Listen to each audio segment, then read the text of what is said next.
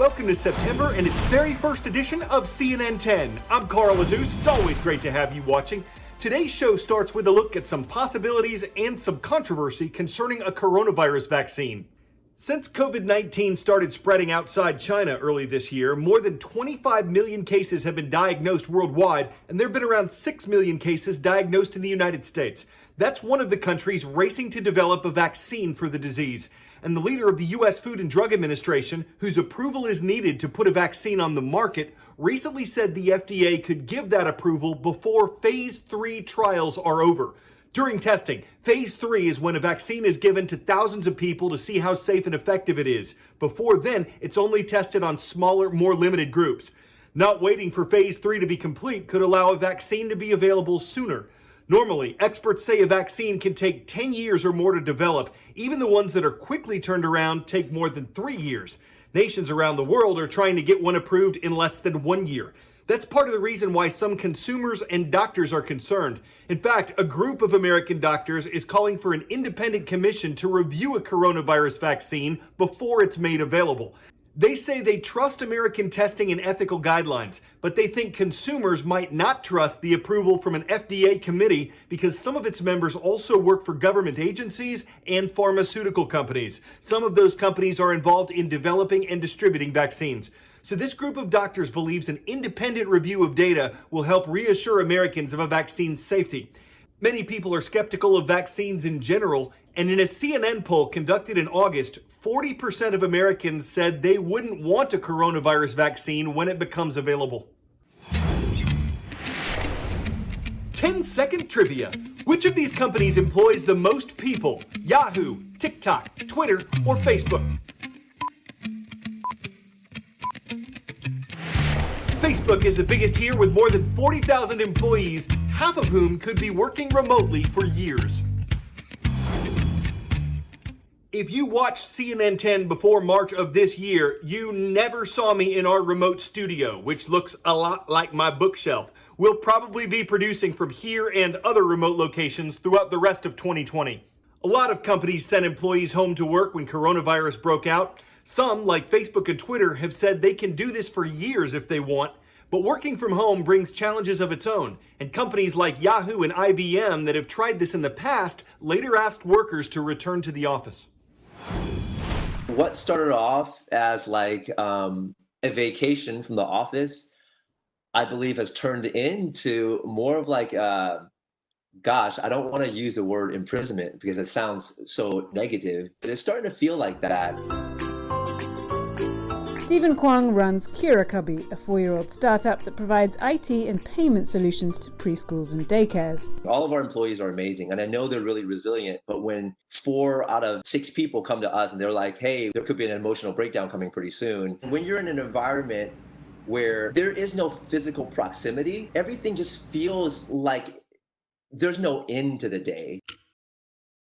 And that is showing up in statistics. The National Bureau of Economic Research estimated in July that working from home means the average person's workday is 48.5 minutes longer, based on their analysis of a sample of workers in North America, Europe, and the Middle East. Another challenge, convincing employees to take time off. New York venture capital firm ENIAC Ventures is shutting down completely for 2 weeks this month to make sure employees rest. And some are taking more drastic measures.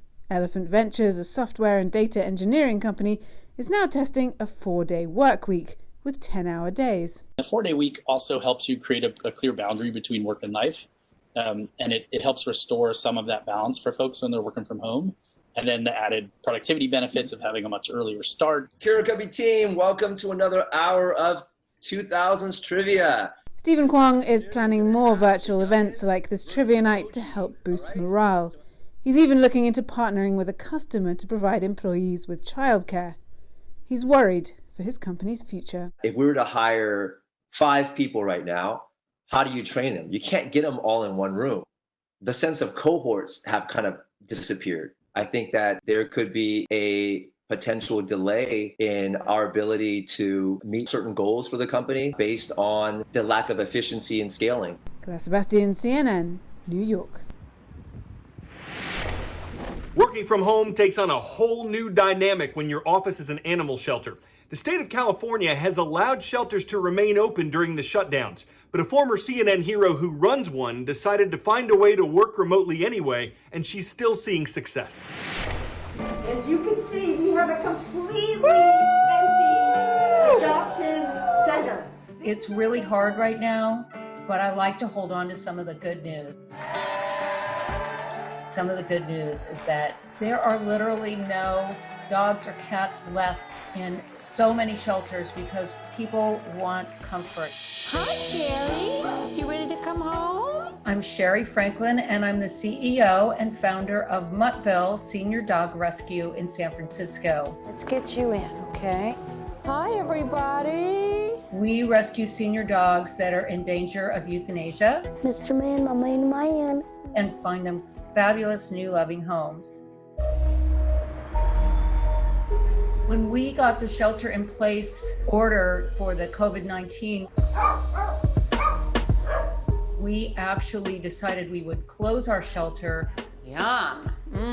And have everybody work from home, and we moved 86 dogs into foster homes. What was really amazing was the community that poured in to help. We got over 200 foster applications in a week, and usually we get 20 in a week. Good morning, everyone. Thank you so much for joining me. Let's talk about Twix. Yeah. Hi, Twix. We started working on protocols around contact-free meetings. There he is, yeah. We are having meet and greets, which are usually done in person. Do you have any other questions for us right now? I don't think so. I mean, I'm looking to adopt him, so. Cool. We're doing those virtually so that new adopters can meet their dogs before they actually touch them. So cute. Hi, We were so excited because we did the interview on, I think, like a Monday or Tuesday, and then it was like hard to make it through the rest of the week.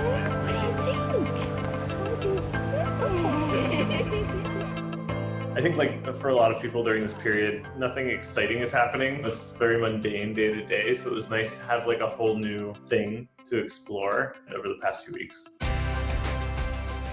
We really have honed in on every single step that could possibly have any contamination.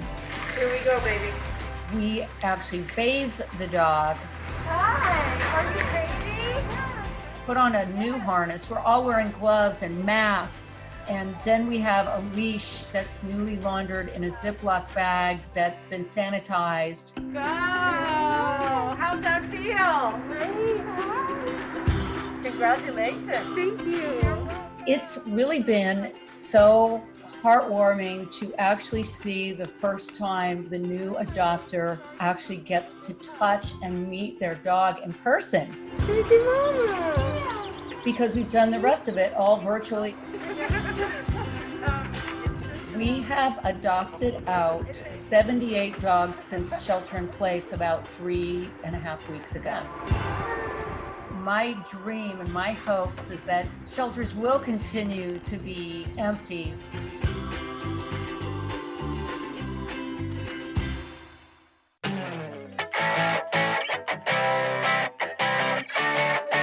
A penguin watching a show about penguins. 10 out of 10.